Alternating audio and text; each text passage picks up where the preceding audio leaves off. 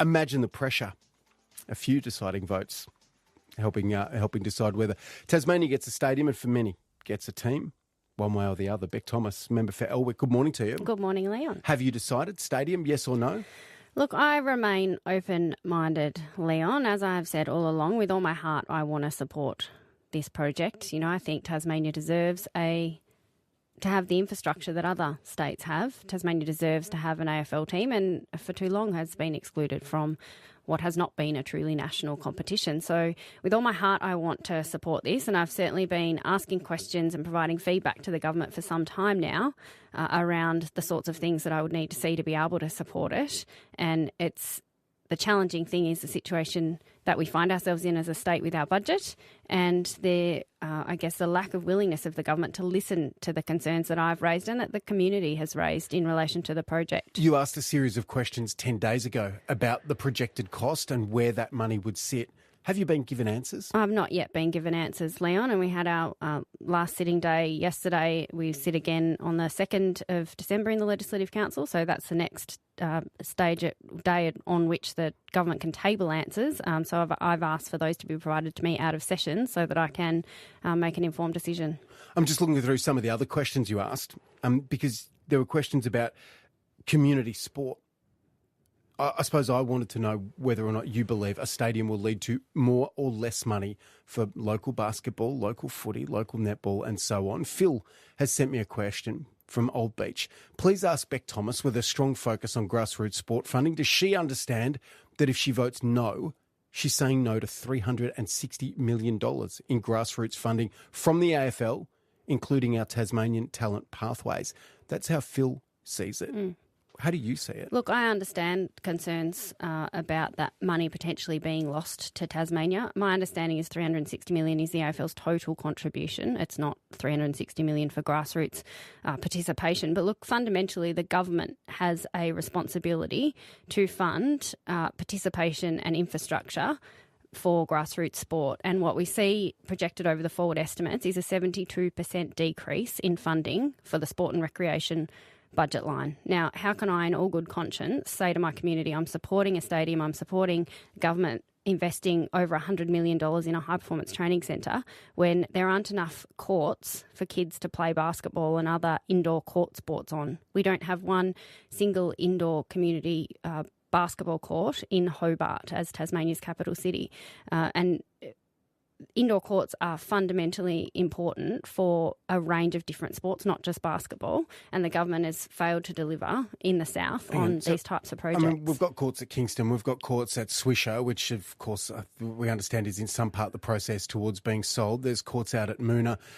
There are courts over in Warrane on the other side of the river. I mean, there are courts when you look around. What do you mean by no community courts for basketball? So in Hobart, as our capital city, there is not one community owned court. Like there's netball courts at Creek Road in Newtown, but other than that, that's it. And that's a netball centre. Yes, it's used for other sports as well, but that's a netball centre. So yes, there are courts, but Basketball Tasmania's facility strategy shows there's a shortage of 16 courts across Greater Hobart. We've seen this government invest significant amount in the north. They're building, I think, 18 new courts at the Northern Recreation Centre in Mowbray. They're funding improvements in Devonport as well, but they just continue to leave out the south. And I can't in all good conscience let Hobart become a place where you can watch sport, but you can't play it. Do you want Erica Betts or the Sports Minister to come show you a funding package that would actually address some of those issues, greater sports infrastructure at a local level, along with high-performance centres and stadia? Yes, I certainly will be asking questions of the Sports Minister in budget estimates hearings next week about exactly to explain the breakdown of the funding over the forward estimates for community sport. And I would really like to see the government develop a community sports infrastructure plan statewide, broken down into regional levels, and see them commit to a funding program over time where they are investing sufficiently in community sports so that no child misses out on the opportunity to play. 19 to 9, you're on 936 ABC Radio Hobart, ABC North Tas. Bec Thomas, member for Elwick, is our guest this morning. I said in my introduction, imagine the pressure. A listener says, hello Sue, the undue pressure the ABC is putting on Bec Thomas is extreme. We do put you under pressure. We've called you a lot I call you, our team calls you a lot, and we're just part of the ABC ecosystem. There's a lot of pressure. How is the pressure? Oh, look, I appreciate that text and that the sentiment, and certainly I'm getting a lot of support, which I really appreciate from people who are concerned about, the pressure that's put on me, and letting me know that they appreciate the work I'm doing to really scrutinise this significant decision, and that means a lot, hearing that from people. So I'm really grateful. Look, this is my job, and I take that responsibility really seriously. It's an honour and a privilege to represent the people of Elwick and to be in a position where I'm making decisions that will, either way this goes, will have significant impacts for future generations. So, I take my responsibility really seriously, which is why I'm taking my time to make this decision. And I know that that's hard for people. I know people are really passionate about this both ways. And what does Glenorchy the indecision want? What does Glenorchy want? You serve the community as mayor. You walk through Northgate. What does the community tell you want? If you went and stood in the middle of Northgate in front of, you can stand in front of both Woolworths and Coles, but in the big space we've broadcast from many times. What do people tell you they want when you stand there? It depends where I go, Leon. The community's really divided on this, and it's a real shame. I've said this on your show before. It's such a shame that this issue of a stadium has divided Tasmanians. Having an AFL team is something that we should be united on and should be celebrating. And it's just been, ripped hearts apart to have the division in the community caused by this decision. Now, I go to sporting clubs and pubs and people tell me you've got to support this. I go to Northgate and I talk to people who are been on surgery wait lists for years, who are struggling with housing issues. I have people coming into my electorate office every day with significant issues that they are facing, lack of access to government services, issues with education, the education system. So it's really split, it's really divided, and I know people are really passionate about this both ways, and each argument has merits. I can see the positives and I can also see the risks and challenges associated with it. And that's why it makes it a difficult decision. And it is difficult. I'm going to upset people whichever way I go. So I have to make this decision on what I truly believe based on all the information I can have on what is in the best interests of Tasmania. Bec Thomas, member for Elwick, is our guest this morning. And so to one of the core questions, if the price of saying no to the stadium is no team, and that's what the AFL says the consequence of voting no will be, are you willing to give up the Devils in voting no on the first week of December?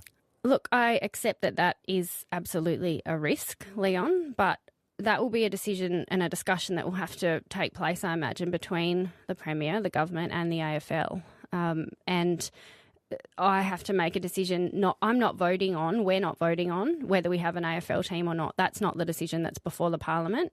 We are making a decision, being asked to be a planning authority to make a decision on a significant infrastructure development. So we have before us almost a 200-page order that has quite a lot of technical detail, and we are not planning experts.